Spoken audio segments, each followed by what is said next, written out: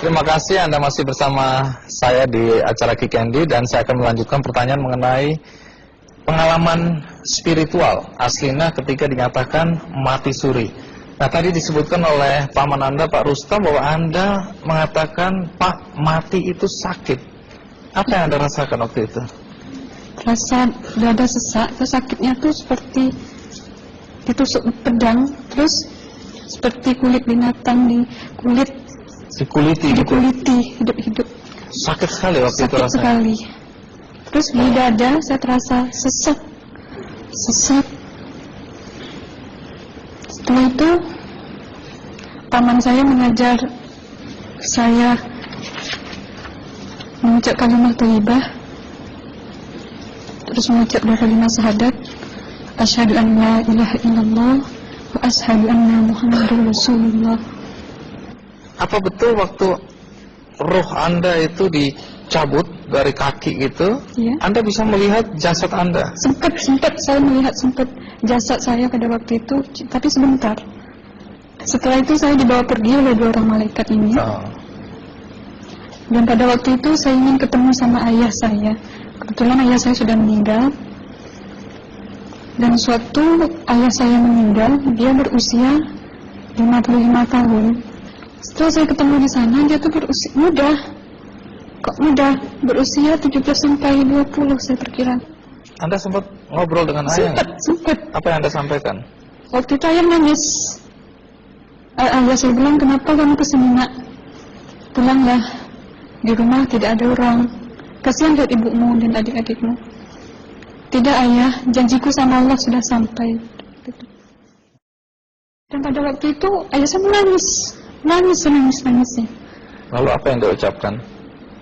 Diam aja dia. Tersilang. Kembali ke malaikat tadi, bentuk yang Anda lihat seperti apa malaikat ini? Dia ini laki-laki, tapi mukanya sama semua. Berapa malaikat? Dua. Iya. Fisiknya seperti apa? Seperti berserban, berpakaian ihram, mukanya sama. Wajahnya seperti apa? Wajahnya sulit saya gambarkan. Yang jelas dia ini sama, dua-dua itu sama rupanya. Apakah ada ucapan dari dua sosok yang Anda anggap malaikat itu? Ada. Apa kata mereka? Waktu itu saya mengalami perjalanan spiritual. Saya disoal oleh malaikat itu dengan sebutan ma ayyutuka, siapa Tuhanmu, katanya. Waktu itu ruh saya menjawab, Tuhanku adalah Allah. Siapa pemimpinmu? Pemimpinku adalah Nabi Muhammad sallallahu alaihi wasallam. Mana kiblatmu? Kiblatku adalah Ka'bah. Siapa kedua orang tuamu? Siapa saudara maramu? Terus saya diperjalankan. Setelah itu kedua orang malaikat ini memimpin tangan saya, tangan kiri saya, membawa saya ke satu tempat, menduduki saya di sebuah kursi. Pada waktu itu kursinya tuh empuk, mungkin 8 busanya ya, cantik. Terus di sana saya duduk. Di sebelah kanan saya ada tiba-tiba berwujud seorang perempuan. Dia mengaku amal. Kamu siapa? Kata saya. Aku adalah amalmu semasa kamu hidup di atas dunia. Dan selama kamu di sini, saya akan menemanimu sampai yaumul akhir, itu katanya. Dan pada waktu itu saya melihat perempuan-perempuan solehah berpakaian muslimah, berkerudung, mencium pipi kanan, pipi kiri. Mungkin salam perkenalan pertama waktu menduduki di situ. Setelah itu saya dihijrahkan lagi, dibawa oleh dua orang malaikat ini lagi,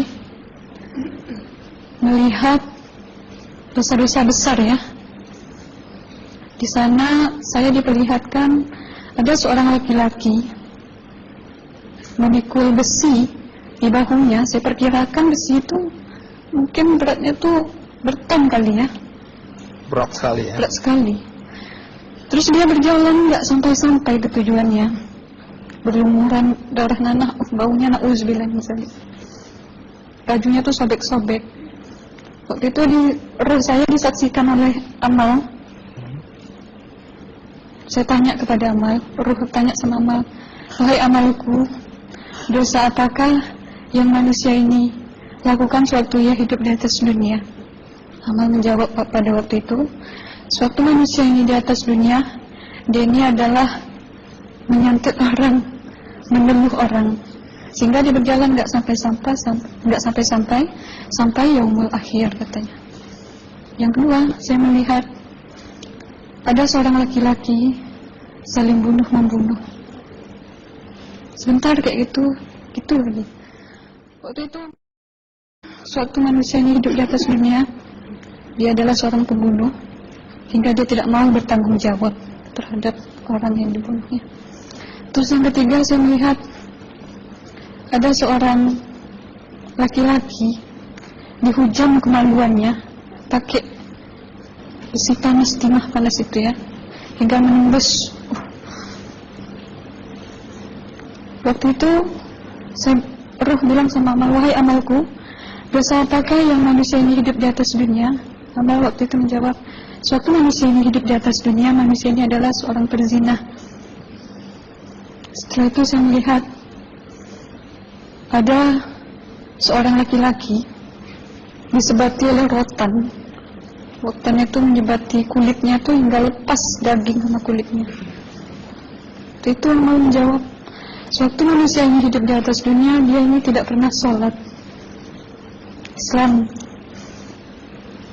Hingga waktu matinya pun dia tidak mengucap 2 kali syahadat. Dan pada waktu itu roh sama Amal sempat menghafiz Quran pada waktu itu dengan harapan supaya orang manusia yang Allah siksakan ini bisa terampuni dosanya. Jadi masih sempat waktu itu ya? Iya, roh sama Amal yang menghafiz Quran, bertahzim, bersalawat, baca ayat 1000 dinar, membaca Yasin. Tapi sayang, bahkan tambah banyak Allah tidak mengampuni dosa-dosa mereka, sayangnya. Setelah itu, akhirnya yang terakhir kali berzikir. Zikir saya pada waktu itu, subhanallah, walhamdulillah, wa la ilaha illallah, wallahu akbar, la haula wa la quwwata illa billahil aliyyil azim. Sekuat-kuatnya nada saya berteriak.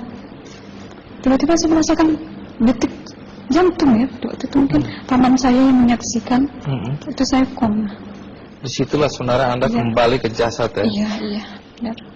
Jadi banyak sekali Anda menyaksikan kejadian-kejadian di alam sana ya.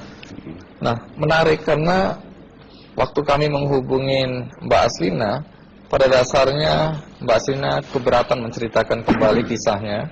Tapi kalau toh akhirnya Anda mau sampai di sini dan Anda sudah bercerita, apa harapan Anda pada orang-orang yang mendengarkan kisah ini?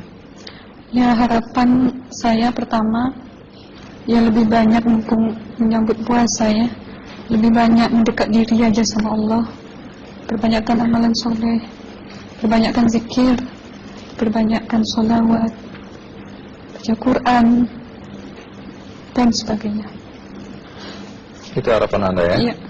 Baik, terima kasih Mbak Aslina ya, sudah datang dari Bengkalis.